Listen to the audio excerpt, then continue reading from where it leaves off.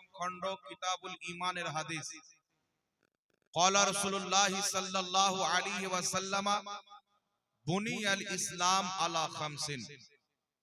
নবী পাক সাল্লাল্লাহু আলাইহি ওয়াসাল্লাম বলেন, ইসলামের বুনিয়াদ, ইসলামের ভিত হচ্ছে পাঁচটি জিনিসের উপরে। প্রথম হচ্ছে লা ইলাহা ইল্লাল্লাহ মুহাম্মাদুর রাসূলুল্লাহ। দ্বিতীয় নম্বরে নামাজ, তারপরে রোজা, তারপরে হজ, তারপরে যাকাত। অর্থাৎ সর্বপ্রথম যে পাঁচটা ভিত রয়েছে, এই পাঁচটি ভিটের মধ্যে প্রথম ভিট হচ্ছে লা ইলাহা ইল্লাল্লাহ মুহাম্মাদুর রাসূলুল্লাহ। যেই ব্যক্তির আল্লাহর প্রতি সঠিক আকীদা হবে, সঠিক বিশ্বাস হবে এবং রাসূল পাক সাল্লাল্লাহু আলাইহি ওয়াসাল্লামের ব্যাপারে যেই ব্যক্তির আকীদা সঠিক হবে, ওই ব্যক্তির উপরে এই চারটা জিনিস লাগু হবে: নামাজ, রোজা, হজ, যাকাত। আর যদি কোনো ব্যক্তি আল্লাহ এবং তার নবী সাল্লাল্লাহু আলাইহি ওয়াসাল্লামের ব্যাপারে আকীদার মধ্যে, বিশ্বাসের মধ্যে ত্রুটি হয়ে যায়, তিনাদের সাথে কুফরি হয়ে যায়, তাহলে তাদের প্রতি না নামাজ ফরজ হবে, না রোজা ফরজ হবে, না হজ ফরজ হবে, না যাকাত ফরজ হবে। যদি এমন কোন ব্যক্তি, যেই ব্যক্তি নিজেকে মুসলিম বলে দাবি করে আর আল্লাহ তাবারাক ওয়া তাআলার ব্যাপারে আকীদা খারাপ রাখে, রাসূল পাক সাল্লাল্লাহু আলাইহি ওয়াসাল্লামকে আল্লাহ তাবারাক ওয়া তাআলা যেগুলি পাওয়ার, ক্ষমতা, মুজিজা, কামালাত, ইলম, বিদ্যা দান করেছেন, এই সমস্ত কামালাতের সহিত যেই ব্যক্তি রাসূল পাককে না মানবে, ওই ব্যক্তির নামাজ, রোজা যদিও পড়ে কোনো কাজে আসবে না। আর এমন কোন ব্যক্তি যদি হয় 30 বছর 40 বছর পর্যন্ত সেই ব্যক্তির আকীদা ঠিক আহলে সুন্নাত ওয়াল জামাতে রয়েছে, 40 বছর বয়সে বা 30 বছর বয়সে 72 ফিরকা যে জাহান্নামী হবে, তাদের মধ্যে যদি কোনো একটির দিকে চলে যায়, তাহলে সেই ব্যক্তি যে 40 বছর বা 30 বছর সঠিক আকীদাতে থেকে নামাজ কায়েম করেছে, তার সেই নামাজগুলিও কিন্তু বরবাদ এবং ধ্বংস হয়ে। যেমন আমাদের সামনে পবিত্র কুরআনুল কারীমের মধ্যে উদাহরণ রয়েছে। আল্লাহ সুবহানাহু ওয়া তাআলা সর্বপ্রথম যখন আদম আলাইহিস সালামকে সৃষ্টি করেন, আদম আলাইহিস সালামের দেহের মধ্যে আত্মাকে আল্লাহ পাক ভরলেন। তারপর আল্লাহ তাবারাক ওয়া তাআলা হুকুম করলেন, উসজুদু লি আদম, তোমরা সবাই আদম আলাইহিস সালাতু ওয়াস সালামকে সিজদা করো। সমস্ত ফেরেশতা আল্লাহর হুকুমে সিজদাতে পড়ে গেল, কিন্তু ইবলিস সিজদা করলো না। আর এই ইবলিস 90 কোটি বছর আল্লাহ তাবারাক ওয়া তাআলাকে সিজদা করেছেন। কত বছর? 90 কোটি বছরের তার সিজদা, তার তাসবিহ, তাহলিল, জিক্র, আজকার, মুরাকাবা, মুশাহেদা যা কিছু করেছিল, আল্লাহ তাবারাক ওয়া তাআলা তার প্রত্যেকটা ইবাদতকে নিজের পাক দরবারে কবুল করেছিলেন। কিন্তু যখন সেই ব্যক্তি আদমকে সিজদা করলো না, মহান রব্বুল আলামিন তাকে জিজ্ঞাসা করলেন, এই ইবলিস বলো, কোন জিনিস তোমাকে সিজদা করতে নিষেধ করলো? ইবলিস উত্তরে বলেছিল, আল্লাহ, আমি হচ্ছে আগুনের তৈরি, আদম হচ্ছে মাটির তৈরি, আমি মাটির চাইতে উত্তম, আমি উত্তম হয়ে মাটির আদমকে কি করে সিজদা করতে পারি? তখন আল্লাহ তাবারাক ওয়া তাআলা সেই ইবলিসকে কাফির ঘোষিত করে তাকে নিজের দরবার থেকে তাড়িয়ে দিলেন, শয়তান বলে ঘোষিত করলেন। ইবলিস বলেছিল, আল্লাহ, তুমি আমাকে কিয়ামত পর্যন্ত টাইম দাও, যাতে আমি তোমার বান্দাদেরকে পথভ্রষ্ট করতে পারি, গুমরাহ করতে পারি, বেদিন করতে পারি। তো আল্লাহ তাবারাক ওয়া তাআলা তাকে কিয়ামত পর্যন্ত টাইম দিয়েছে। কেন টাইম দিয়েছে? যাতে কিয়ামত পর্যন্ত আমার বান্দারা তার প্রতি লানাত করে, তার প্রতি অভিশাপ করে। তো কিয়ামত পর্যন্ত তাকে সময় এই জন্য দেওয়া হয়েছে, যাতে কিয়ামত পর্যন্ত আল্লাহ পাক এবং রাসূল পাক, সমস্ত ফেরেশতা, সমস্ত মানব জাতি তার প্রতি অভিশাপ করে, তার প্রতি লানাত করে। এই জন্য পৃথিবীর মুসলমান তাকে কিয়ামত পর্যন্ত তার প্রতি লানাত পাঠানো হবে।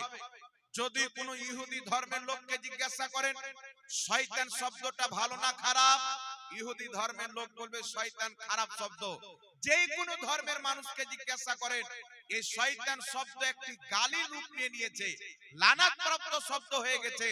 মানে ইবলিস আদম আলাইহিস সালামের তাজিম করলো না, সম্মান করলো না, তো কিয়ামত পর্যন্ত শুধু মুসলিম জাতির লোক নয়, সারা পৃথিবীর প্রত্যেক ধর্মের ব্যক্তি তার প্রতি লানাত করে বসে। এজন্য পৃথিবীর মুসলমান এখানে একটা শিক্ষা রয়েছে, আপনার ইবাদত যতই হোক, তাসবিহ তাহলিল যতই হোক, রিয়াজাত যতই হোক, তাকওয়া পরহেজগার যতই হোক, যদি আপনার অন্তরে কোন নবী কোন পয়গম্বরের বুগজ থাকে, তার ব্যাপারে আকীদা যদি খারাপ থাকে, তার কামালাতকে যদি আপনি না মানেন, তাহলে আপনার কোন ইবাদত কাজে লাগবে না, ধ্বংস হয়ে যাবে। ইবাদত ওই ব্যক্তির কাজে আসবে যেই ব্যক্তির আকীদা আহলে সুন্নাত ওয়াল জামাতের মোতাবিক হবে। বল সুবহানাল্লাহ। আল্লাহ পাক পরওয়ারদিগারে আলম পবিত্র কোরআনুল কারীমের মধ্যে বলেন ওয়াতাসিমু বিহাবলিল্লাহি জামিআন ওয়া লা তাফাররাকু। আল্লাহ সুবহানাহু ওয়া তাআলা বলছেন তোমরা আল্লাহর রস্সিকে মজবুত করে ধরে নাও, ফিরকাতে বন্টন হয়ো না, দলে দলে বিভক্ত হয়ো না। কে বলছেন? আল্লাহ পাক বলছেন। তো এই পৃথিবীর মুসলমান যেই ব্যক্তি আল্লাহর রস্সিকে মজবুত করে ধরে রাখবে সেই ব্যক্তি ফিরকাতে বন্টন হবে না, বরং যেই ব্যক্তি আল্লাহর রস্সিকে ত্যাগ করে আল্লাহর রস্সিকে ছেড়ে অন্য লাইনে চলে যাবে সেই ব্যক্তি ফিরকাতে বন্টন হলো। আর সেই ব্যক্তির জন্য কোরআন পাকেও ওয়াঈদ এসেছেন, হাদিস শরীফে ওয়াঈদ এসেছেন। তো আমাকে আপনাকে জানতে হবে যে আল্লাহ পাকের রস্সিটা কি জিনিস। আল্লাহ পাক যে বললেন ওয়াতাসিমু বিহাবলিল্লাহি জামিআন ওয়া লা তাফাররাকু, তোমরা আল্লাহর রস্সিকে মজবুত করে ধরে নাও, ফিরকাতে বন্টন হয় না।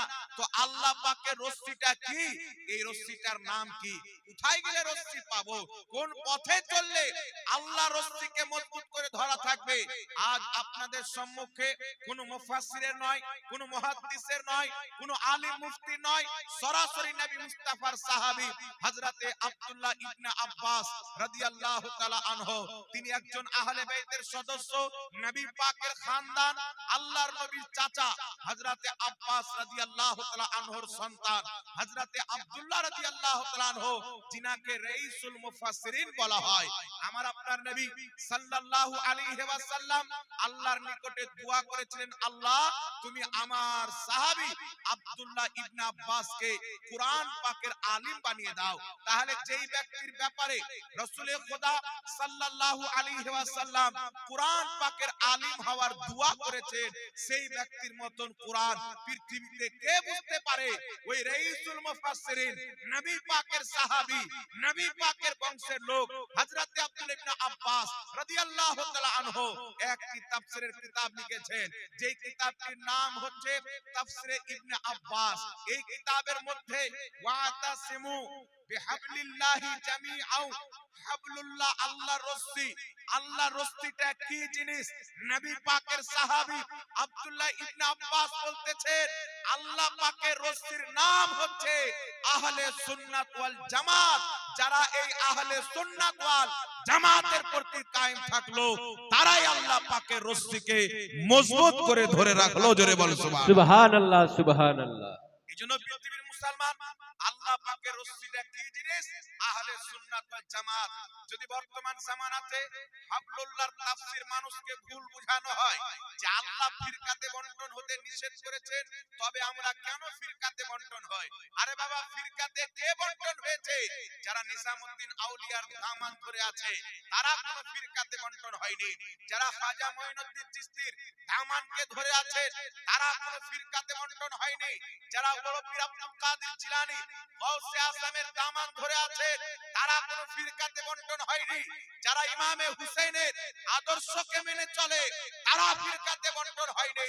যারা আহলে সুন্নাত ওয়াল জামাতকে ত্যাগ করে ইংরেজদের তৈরি করা ফিরকাতে গিয়েছে তারাই জাহান্নামী ফিরকাতে গিয়েছে।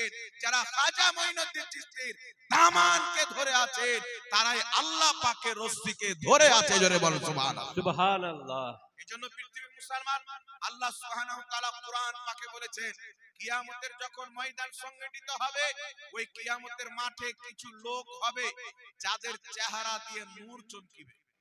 কিয়ামত দিবস কাকে বলে? আল্লাহ ব্যতীত কুল কায়নাত ফানা হয়ে যাবে, জমিন ধ্বংস হয়ে যাবে, আসমান ধ্বংস হয়ে যাবে। যারা ইন্তিকাল করেছেন তারা কবর থেকে বেরিয়ে, যাদেরকে বাঘে খেয়ে নিয়েছেন তারা সেখান থেকে, যেই ব্যক্তি যেখানে মওত পেয়েছে সেখান থেকে উঠবে। আমরা সবাই আদম আলাইহিস সালাম থেকে নিয়ে কিয়ামতের সকাল পর্যন্ত যতই বাচ্চা জন্ম নিয়েছে এবং নিবে, সবাই কিয়ামতের মাঠে হাজির হবে। দুনিয়াতে কি করেছিলে, ব্যবহার কেমন করেছিলে, জাওয়ানি কোথায় কাটিয়েছিলে, বৃদ্ধ বয়স কোথায় কাটিয়েছিলেন, খাদ্য হালাল খেয়েছিলে না হারাম খেয়েছিলে, কোন মানুষকে তো কষ্ট দাওনি, কোন ছাগলকে তো কষ্ট দাওনি, কোন গরুকে কষ্ট দাওনি। একজন পশুকে কেউ যদি কষ্ট দিয়ে থাকে তার হিসাব তাকে কিয়ামতের মাঠে দিতে হবে। আল্লাহ সুবহানাহু ওয়া তাআলা বলছেন ওই কিয়ামতের মাঠে কিছু লোক হবে যাদের চেহারা দিয়ে নূর চমকিবে, আর কিছু লোক হবে যাদের চেহারা অন্ধকার হবে, কালো আঁধার হবে। ইমাম জালালউদ্দিন সিয়ুতি কম বেশি 500 কিতাবের লেখক, নিজের যুগের মুজাদ্দিদ, জালালাতুল ইলম যাকে বলা হয়, বিশ্ববিখ্যাত মুহাদ্দিস ইমাম সিয়ুতি রাহমাতুল্লাহ আলাইহি কোরআন পাকের তাফসীর, তাফসিরে দুররে মানসুরে এই আয়াতের তাফসীর করতে গিয়ে তিনজন সাহাবী থেকে হাদিস এনেছেন। ইবনে আব্বাস থেকে, ইবনে উমর থেকে, তিনজন সাহাবী থেকে হাদিস নিয়েছেন। আল্লাহর নবীর তিনজন সাহাবী বলেছেন যাদের চেহারা দিয়ে কিয়ামতের মাঠে নূর চমকিবে তারা হবে আহলে সুন্নাত ওয়াল জামাত, আর যাদের চেহারা অন্ধকার হবে আহলে সুন্নাত ওয়াল জামাত ছাড়া যত রকমের মত বের হবে এদের চেহারা অন্ধকার হবে, আর আহলে সুন্নাত ওয়াল জামাতের চেহারা দিয়ে কিয়ামতের মাঠে আলো বের হবে, নূর বের হবে। বল সুবহানাল্লাহ। সুবহানাল্লাহ। এইজন্য পৃথিবীর মুসলমান আমাকে আপনাকে আহলে সুন্নাত ওয়াল জামাতের প্রতি কায়েম ও দায়েম থাকতে হবে। এখানে একটা কথা আপনাকে বলে দিই, আজ পৃথিবীর মাটিতে সোশ্যাল মিডিয়ার মাধ্যমে বিভিন্ন জায়গাতে অনেক বর্তমান সমাজে মাওলানা দেখতে পাওয়া যায় যারা সোশ্যাল মিডিয়ার মাধ্যমে আহলে সুন্নাত ওয়াল জামাত, সুন্নি, হানাফি, বেরেলভীদের ব্যাপারে আপনার কুমন্তব্য করে ছাড়ে, বিভিন্ন রকমের নোংরা ভাষা ইউজ করে আমাদের প্রতি আপত্তি করে ছাড়ে। কিন্তু আমরা চ্যালেঞ্জ করতে করতে থকে গেলাম, একটাও বাপের বেটা সামনে বসলো। চ্যালেঞ্জ করতে করতে থকে গেলাম যে আমরা জায়গা ফিট করব, প্রশাসনের অনুমতি আমরা নিব, যা খরচ হবে সব আমি করব, ময়দানে বসে যাও। আজ পর্যন্ত তারা বসলো না, কারণ আল্লাহর কসম খেয়ে বলি আহলে সুন্নাত ওয়াল জামাত ছাড়া কাদিয়ানি বলেন, ওয়াহাবি বলেন, গায়র মুকাল্লিদ বলেন, দেওবন্দি বলেন, তাবলীগী জামাত বলেন, এই সমস্ত দল হচ্ছে ইহুদি খ্রিস্টানদের তৈরি করা দল, ইংরেজদের তৈরি করা দল। আহলে সুন্নাত ওয়াল জামাত মুহাম্মদ রাসূলুল্লাহ 1450 বছর আগে মক্কা মদিনাতে যে আকীদার শিক্ষা আবু বকর ওমরকে দিয়েছিলেন ওই আকীদার নাম হচ্ছে আহলে সুন্নাত ওয়াল জামাত। সুবহানাল্লাহ। সুবহানাল্লাহ। এটা কোনো নতুন দলমত নয়, এটা রাসূল খুদা সাল্লাল্লাহু আলাইহি ওয়াসাল্লামের দেওয়া পথ। এজন্য পৃথিবীর মুসলমান আমরা আহলে সুন্নাত ওয়াল জামাত আল্লাহ পাককে, আল্লাহর সমস্ত সিফাত সহ আল্লাহ পাককে বিশ্বাস করি। আমাদের নিকটে আল্লাহ পাক জায়গা পরিবর্তন করা থেকে পাক, আমাদের নিকটে আল্লাহ মিথ্যা বলা থেকে পাক, আমাদের নিকটে আল্লাহ জায়গা থেকে পাক। আল্লাহ পাক আমাদের নিকটে, আল্লাহ সুবহানাহু ওয়া তাআলা হচ্ছে নিরাকার, কুল কায়নাতকে আল্লাহ পাক বিষ্ঠন করে আছেন। আল্লাহকে কোনো জিনিস বিষ্ঠন করতে পারে না। পারে বাবা? আল্লাহকে কেউ বিষ্ঠন করতে পারবে না, কিন্তু আল্লাহ কুল কায়নাতকে বিষ্ঠন করে আছেন। যদি কোনো ব্যক্তি আপনাকে জিজ্ঞাসা করে আল্লাহ কোথায়, তো আপনাকে উত্তরে বলতে হবে আল্লাহ যেমন ছিল তেমনই আছে, তেমনই থাকে। আমরা আছি, আমাদের বাল্যকাল আলাদা, যুবক কাল আলাদা, যখন বুড়া হয়ে যাবেন ওই কালটা আবার আলাদা। আল্লাহ পাকের জন্য তো টাইমই নাই, যুগই নাই। যখন যুগ ছিল না আমার আল্লাহ ছিল, যখন টাইম ছিল না আমার আল্লাহ ছিল, যখন সময় ছিল না আমার আল্লাহ ছিল। সুতরাং আল্লাহর জন্য কোনো যুগ নাই, আল্লাহর জন্য কোনো টাইম নাই, আল্লাহর জন্য কোনো মাকান নাই।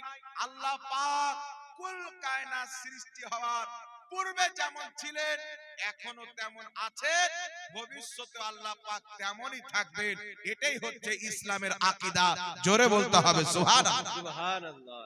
আর দুনিয়াতে কোনো চোখ আল্লাহকে দেখতে পারে না, তবে পৃথিবীর মুসলমান কিয়ামতের মাঠে আল্লাহ পাক মুমিনদেরকে যখন জান্নাত দান করবেন, ওই জান্নাতে মুমিনদের জন্য সর্বশ্রেষ্ঠ নিয়ামত হবে যে তারা নিজের প্রভু, নিজের খোদা, নিজের আল্লাহ তাবারাক ওয়া তাআলার তারা দিদার করবে। আল্লাহ জান্নাতীদেরকে নিজের দিদার করাবে। জোরে বল সুবহানাল্লাহ।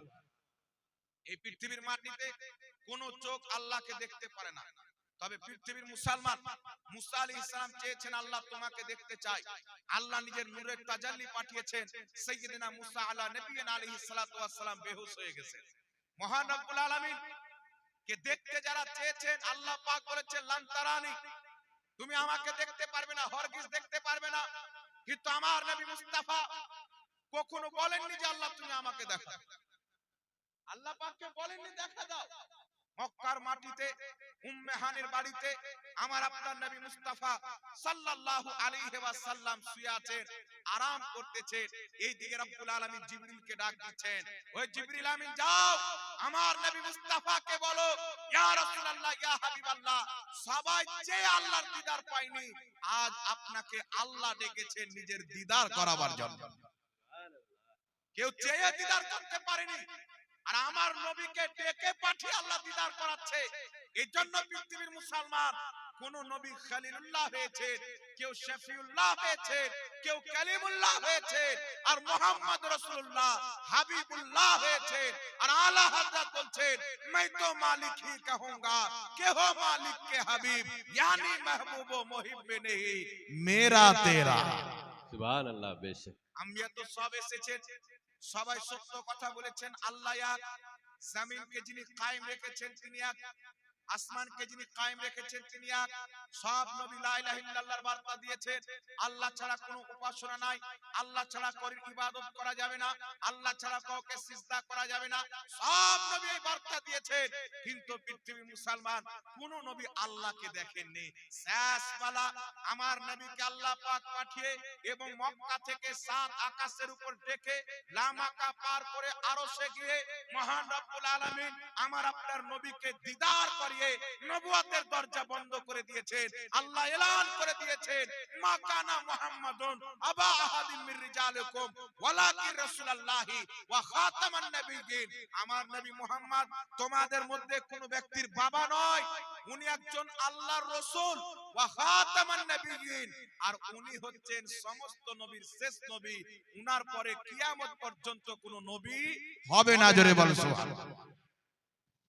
আমার আপনার নবী হচ্ছেন শেষ নবী, আর শেষের বেলা আল্লাহ সুবহানাহু ওয়া তাআলা আমার নবীকে শেষে পাঠিয়েছেন। রাসূলে কায়নাত সাল্লাল্লাহু আলাইহি ওয়াসাল্লাম বলছেন, মিশকাতুল মাসাবির মধ্যে হাদিসটি লিপিবদ্ধ রয়েছে তৃতীয় খণ্ডে। আল্লাহর হাবিব বলতেছেন, কি বলছেন? আমার আর কিয়ামতের উদাহরণ হলো একটা সুন্দর ঘর তৈরি করা হলো, আর সেই ঘরে একটা ইট বাকি রাখা হলো। যে ইটটা লাগিয়ে দিলে ঘরে আর দ্বিতীয় ইটের প্রয়োজন নাই। তো আমি হচ্ছি সেই শেষ ইট। ইটের উদাহরণ আমার সঙ্গে, আমি মুস্তাফা চলে এসেছি, কিয়ামত পর্যন্ত অন্য নবীর প্রয়োজন পড়বে না। সুবহানাল্লাহ হবে না? আমার আপনার নবী আল্লাহকে দেখেছেন। বর্তমান সোশ্যাল মিডিয়ার মাধ্যমে কিছু ওয়াহাবি মৌলবি বেরিয়েছে। যখন আপনি ওয়াহাবি নাম শুনবেন, এই ওয়াহাবির অনেকটা শাখ রয়েছে। আহলে হাদিস একটা শাখ, দেওবন্দি একটা শাখ, জামাত ইসলামী একটা শাখ, তবলিগি জামাত একটা শাখ। এই সমস্ত শাখের জড় হচ্ছে ওয়াহাবি মতবাদ। এই মতবাদকে ইংরেজরা তৈরি করেছে, খ্রিস্টানরা তৈরি করেছে। কেন তৈরি করেছে? ভারতবর্ষের মাটিতে, তারপরে সৌদি আরবের মাটিতে যখন খেলাফতে উসমানিয়া কায়েম ছিল, ভারতবর্ষের মাটিতে যখন ইংরেজদের হুকুমত ছিল, আর মুসলমান আলিম ওলামারা আল্লামা ফজলে হক খায়রাবাদী ফতোয়া দিয়েছিলেন ইংরেজদের সঙ্গে জিহাদ করা ফরজ, ইংরেজদেরকে দেশ থেকে তাড়ানো ফরজ। হাজারো উলামা ইকরাম ফতোয়া দিয়ে ফাঁসিতে ঝুলেছেন, শাহাদাত পান করেছেন, শাহাদাতের জাম পান করেছেন। এই অনেক উলামা ইকরাম তাদের বিরুদ্ধে ফতোয়া দিয়েছিলেন। ইংরেজরা চিন্তা করলো যদি মুসলমান এক থাকে ভারতে আমাদের রাজত্ব টিকবে না, মুসলমান যদি এক থাকে ভারতে আমাদের দাদাগিরি চলবে না। পৃথিবীর মুসলমান ওই ইংরেজরা ইসমাইল তেহলভিকে ফিট করে ভারতের মাটিতে সর্বপ্রথম এই মতগুলোকে চালু করে। নচেত আপনাকে বলতে চাই, ইংরেজদের হুকুমতের পূর্বে চলে যান, পৃথিবীতে কেউ আহলে হাদিস ছিল না, পৃথিবীতে কেউ ওয়াহাবি মতবাদের ছিল না। খোদার কসম কে বলি, ইংরেজদের হুকুমতের পূর্বে যেইগুলো বাদশা এই ভারতবর্ষে শাসন করেছে তারা অন্য দলের লোক ছিল না, তারাও আহলে সুন্নাত ওয়াল জামাত সুন্নি জামাতের লোক। আওরঙ্গজেব বাদশা সুন্নি জামাতের আল্লাহওয়ালা ব্যক্তি ছিলেন। শাহজাহান বাদশা সুন্নি জামাতের, তিনি দিল্লির জামা মসজিদ বানিয়েছেন। বাবার বাদশা, হুমায়ুন বাদশা, জাফর বাদশা, যত বাদশা এসেছেন যারা ইমানদার ছিল এরা সব আহলে সুন্নাত ওয়াল জামাতের লোক ছিলেন। কারণ তখন এদের বীজ বলতে কোনো জিনিসই ছিল না। নতুন নতুন দল এসেছে, আর আমার আপনার নবী বলেছেন যে 73টি দলে একটাই জান্নাতি হবে। সাহাবায়ে কেরামকে রাসূল পাক বলছেন আমি দেখতে পাচ্ছি তোমাদের উপরে এমন ভাবে ফিতনা বর্ষাবে, ফিতনা আসবে যেমন আসমান থেকে বৃষ্টি বর্ষণ হয় তোমাদের উপরে সেইভাবে ফিতনা বর্ষণ হবে। সাহাবায়ে কেরাম বলছেন হুজুর ঈমান কি করে বাঁচাবো?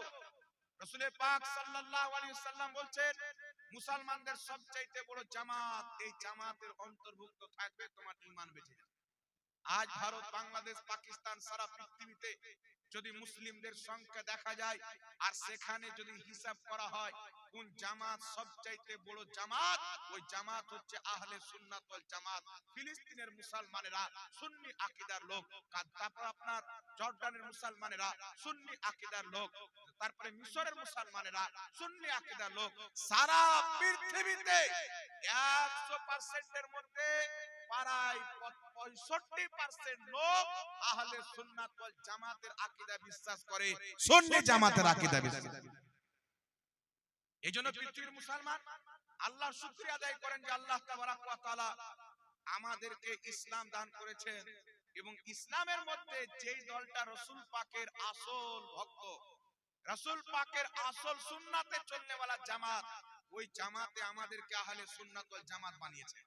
এই জামাতে যারা আছে তাদের হাতে খাজা মঈনুদ্দিন চিশতির দামান আছে, তাদের হাতে নিজামউদ্দিন আউলিয়ার দামানও আছে, তাদের হাতে বাবা ফরিদ গঞ্জের শাকারের দামানও আছে, তাদের হাতে আমিরে খুসরুর দামান রয়েছে, তাদের হাতে সিরাজউদ্দিন আখি পাকের দামান রয়েছে, তাদের হাতে মাকতুমে সিন্না আলা হযরত মুফতি আজম। পৃথিবীতে যত আউলিয়ায়ে কিরাম এসেছে প্রত্যেক আউলিয়ায়ে কিরাম আহলে সুন্নাত ওয়াল জামাত সুন্নি জামাতে এসে, কারণ এই জামাতটাই হচ্ছে আসলে মাযহাবে ইসলাম। জোরে বলতে হবে সুবহানাল্লাহ। সুবহানাল্লাহ। এবার চলে আসছে মিলাদ ইসলাম। এই আহলে সুন্নাত ওয়াল জামাতের আকীদা হচ্ছে যে নবী পাক সাল্লাল্লাহু আলাইহি ওয়াসাল্লাম হাজির ও নাজির।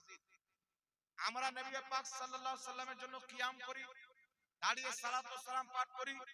খোদার কসম আমাদের এই আকীদা নয় যেখানে রাসূল পাক সাল্লাল্লাহু আলাইহি ওয়াসাল্লাম এসে উপস্থিত আছেন সহজে, এটা আমাদের আকীদা নয়। তবে আমাদের এটা আকীদা আছে যে আল্লাহর নবী সাল্লাল্লাহু আলাইহি ওয়াসাল্লাম নিজের পবিত্র রওজাতে সহশরীরে জিন্দা আছেন, 5 ওয়াক্তের নামাজ পড়েন, হজের মাসে কবর থেকে বেরিয়ে এসে হজ করেন। হাদিস দ্বারা প্রমাণিত। এই দলিল আপনাকে আমি দিচ্ছি। তবে আমাদের হাজির নাজির নবী পাককে মানি। কেন মানি? আল্লাহ কুরআন পাকে বলেছেন ইন্না আরসালনাকা শাহিদাও ওয়া মুবাশশিরাও ওয়া নাযীরা। আল্লাহ পাক বলছেন মাহবুব নিশ্চয়ই আমি তোমাকে হাজির এবং নাজির বানিয়ে পাঠিয়েছি। এই যে শাহিদ শব্দ আছে এটা হলো আরবি শব্দ। শাহিদ শব্দের অর্থ কি?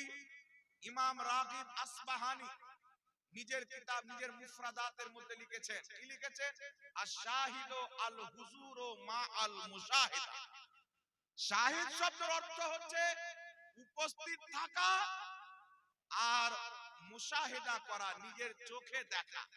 অর্থাৎ নবী পাক মদিনাতে আছেন, পৃথিবীকে নিজের চোখের মাধ্যমে দেখছেন, এই কারণে নবী মুস্তাফাকে হাজির ও নাজির বলা হয়।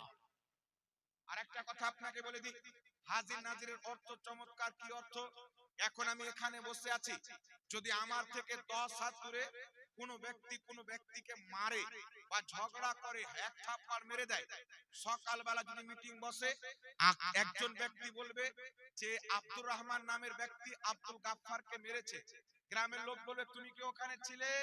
বলবে আমি ছিলাম, তবে দুই চোখে দেখতে পাই না। তার সাক্ষী চলবে? কথা বলে, তার সাক্ষী চলবে না। আর যদি কোনো ব্যক্তি বলে আমি দেখেছি, তবে মোবাইলে দেখেছি, ওখানে ছিলাম না, এটাও সাক্ষী চলবে না? মোবাইলে তো তৈরি করা যেতে পারে না, কি বলেন বাবা? সেটাও সাক্ষী চলবে না। আর একজন ব্যক্তি ধরেন আমি বলে গেলাম, আমি বলছি আমি ছিলাম, আমার সামনে মারামারি হচ্ছিল 10 হাত ধরে, আমার চোখও ঠিক আছে, মস্তিষ্ক ঠিক আছে, ব্রেন বুদ্ধিও ঠিক আছে, আমি উপস্থিত ছিলাম ওখানে, আমার সাক্ষী চলবে কি চলবে না? কেন চলবে? 10 হাত দূরে হচ্ছে ঝামেলা, তো 10 হাত দূরে হচ্ছে, তো আমার থেকে 10 হাত দূরে হোক, 15 হাত দূরে হোক, যতদূর পর্যন্ত আমার আকল সহি সালামত কাজ করবে, যতদূর পর্যন্ত আমার দৃষ্টি সহি সালামত কাজ করবে, তত দূরকার জন্য আমাকে হাজিরও মানা হবে, নাজিরও মানা হবে। হাজির মানে উপস্থিত, নাজির মানে দেখা। তো আমার থেকে 10 হাত দূরে ঝামেলা হচ্ছে, আর আমাকে সাক্ষী হাজির নাজির মানা হচ্ছে, কারণ 10 হাত দূর পর্যন্ত আমার দৃষ্টি সহি সালামত কাজ করে, আমার আকল সহি সালামত কাজ করে, এই জন্য 10 হাত পর্যন্ত আমাকে হাজির এবং নাজির মানা হচ্ছে। তো মুহাম্মদ রাসূলুল্লাহ আছেন মদিনাতে, পৃথিবী তিনার সামনে হাতের তালুর মতন আছেন, তাই সারা পৃথিবীর জন্য মুহাম্মদ রাসূলুল্লাহকে হাজির ও নাজির বলা হয়। জোরে বলেন সুবহানাল্লাহ। সুবহানাল্লাহ। রাসূল পাক সাল্লাল্লাহু আলাইহি ওয়াসাল্লাম বলছেন, ইন্নাল্লাহ তাআলা সাওয়ালিয়াদ দুনিয়া আলা কুল্লিহা, নিশ্চয় আল্লাহ তাবারাক ওয়া তাআলা এই দুনিয়াকে আমার সামনে গচ্ছিত করে দিয়েছেন। আমি দেখতেছি কিয়ামত পর্যন্ত এই পৃথিবীতে যা ঘটবে, আমি এমন ভাবে দেখি যেমন হাতের থাবা দেখতে পাওয়া যায়। আর একটা কথা, পৃথিবীর মুসলমান, শাহিদ শব্দের অর্থ হচ্ছে সাক্ষী। যদি কোনো ব্যক্তি উপস্থিত না থাকে, চোখে না দেখতে পায়, তাকে সাক্ষী বলা জায়েজ হবে না, তার শাহাদত দেওয়া জায়েজ হবে না। আর কিয়ামতের মাঠে আমার আপনার নবী সাল্লাল্লাহু আলাইহি ওয়াসাল্লাম প্রত্যেক উম্মতির আমলের সাক্ষী দিবেন। প্রত্যেক উম্মতি কিয়ামত পর্যন্ত তিনার যত উম্মত হবে, প্রত্যেক উম্মতের সাক্ষী আমার আপনার নবী সাল্লাল্লাহু আলাইহি ওয়াসাল্লাম দিবেন। কেন দিবেন পৃথিবীর মুসলমান? একটা হাদিস আপনাকে শুনিয়ে দিচ্ছি। নবী পাক আছেন মদিনাতে, বাঙ্গাল পর্যন্ত দেখতে পান, বিহার পর্যন্ত দেখতে পান। এটা সম্ভব কি সম্ভব নয়? এখন আমরা হাদিস শরীফ খুঁজবো। সর্বপ্রথম কিতাবটির নাম হচ্ছে সহিহ মুসলিম। এই সহিহ মুসলিমের মধ্যে সহিহ হাদিস, রাসূল পাক বলছেন, রাআইতু মাশারিকাহা ওয়া মাগারিবাহা, আমি পূর্ব পশ্চিম পর্যন্ত দেখতে পাই। নবী পাক সাল্লাল্লাহু আলাইহি ওয়াসাল্লাম বলছেন, বুখারী শরীফের হাদিস, ইন্নী ওয়াল্লাহি লা আনজুরু ইলা হাউজিল আন, নিশ্চয় আল্লাহর কসম, আমি নবী মুস্তাফা এই জমিনে দাঁড়িয়ে, 7 আসমানের উপরে জান্নাত রয়েছে, আমি জমিনে দাঁড়িয়ে ওই 7 আসমানের উপরের জান্নাতের হাউজে কাউসারকে দেখতে পাচ্ছি। এটা বুখারী শরীফের হাদিস। কোন মায়ের লাল এটাকে অস্বীকার করতে পারে না। নবী পাক সাল্লাল্লাহু আলাইহি ওয়াসাল্লাম বলছেন, ইন্নী ওয়াল্লাহি, নিশ্চয় আল্লাহর কসম, লা আনজুরু ইলা হাউজিল আন, আমি জমিনে দাঁড়িয়ে 7 আসমানের উপরে জান্নাতের হাউজে কাউসার, সেই জান্নাতের হাউজে কাউসারকে দেখতে পাচ্ছি। এই পৃথিবীর মুসলমান, প্রথম জমিন থেকে প্রথম আসমান 500 বছরের পর, সেই আসমানের সাইড পার করতে 500 বছর, তার উপর থেকে দ্বিতীয় আসমান 500 বছর, এই করে 7 আসমান, আর 7 আসমানের উপরে জান্নাত, আর সেই জান্নাতের হাউজে কাউসার। আমার নবী মক্কার মাটিতে দাঁড়িয়ে, আরবের মাটিতে দাঁড়িয়ে সেই 7 আসমানের উপরে জান্নাতের হাউজে কাউসারকে দেখতে পাচ্ছেন। তাহলে সেই নবী মুস্তাফা মদিনা থেকে যদি জান্নাতের হাউজে কাউসার দেখতে পায়, তাহলে বাঙালির উম্মতকে দেখা কোনো অসম্ভব হতে পারে? কথা বলে, এটা কোনো অসম্ভবের বিষয় হতে পারে? কোন নয়। বাঙ্গাল এখান থেকে কত দূর বাবা? কোন ব্যক্তি যদি বাঙ্গাল থেকে হেঁটে আরব যায়, মদিনা যায়, তাহলে তাকে কতক্ষণ লাগবে? খুব বেশি 1 বছর যদি চলে পৌঁছে যাবে। কিন্তু কোন ব্যক্তিকে যদি বলেন যে জমিন থেকে প্রথম আকাশ 500 বছর, আর হায়াতি অত নাই, তো যাবে কি করে? নাকি বলেন? আর সেই আসমানের সাইড পার করবে 500 বছর, তার উপর থেকে দ্বিতীয় আসমান 500 বছর, এই করে 7 আসমানের উপরে জান্নাত, আর নবী জমিন থেকে সেই জান্নাতের হাউজে কাউসার দেখতে পাচ্ছে। আর রাসূল পাক বলছেন সহিহ মুসলিমের হাদিস, ফারাআইতু মাশারিকাহা ওয়া মাগারিবাহা, আমি পূর্ব পশ্চিম পর্যন্ত দেখতে পাচ্ছি। এই দিকে সহিহ বুখারীর হাদিস, নবী মুস্তাফা মক্কার মাটিতে আছেন, আরবের মাটিতে আছেন, আর যুদ্ধ হচ্ছে আপনার মুতার যুদ্ধ, ওখান থেকে হাজারো কিলোমিটার দূর। ওই যুদ্ধের